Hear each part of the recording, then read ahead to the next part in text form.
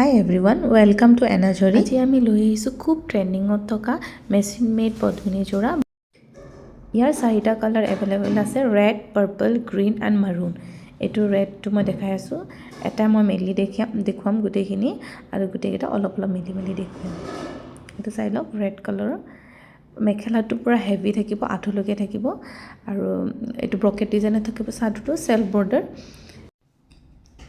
কাপোৰযোৰ থাকিব ব্ৰকেট ডিজাইনৰ। ব্ৰকেট ডিজাইন হ'লেও মানে এইটো এতিয়া খুব ট্ৰেণ্ডিঙত চলি আছে। এইটো পূৰা ৰেড কালাৰ হ'ব আৰু এই কাপোৰযোৰ ইমান ধুনীয়া, মানে বহুত ক্লাছী লুক। আৰু এইটো হৈছে ব্লাউজৰ পিচ, এইটো হৈছে মাৰুন কালাৰৰ। এই কাপোৰবিলাক ইমান ট্ৰেণ্ডিঙত চলিছে, আপুনি মাৰ্কেটত গ'লে আপোনালোকে এই কাপোৰযোৰা আপুনি 1500 তলত আপুনি নাপাব। আৰু মই দি আছোঁ অনলি 999। গোটেই কাপোৰবোৰ নন ৰেডি থাকিব, চেল্ফ বৰ্ডাৰ থাকিব। চাদৰযোৰ আপোনালোকে দহিখিনি গুঠিলে হ'ব, দহি গুঠিব লাগিব চাদৰত আৰু ব্লাউজ পিচটো চিলাব লাগিব আৰু মেখেলাটো ৰেডি নাথাকিব। এইটো হৈছে গ্ৰীণ কালাৰৰ, খুব এটা মানে বহুত ধুনীয়া কাপোৰ।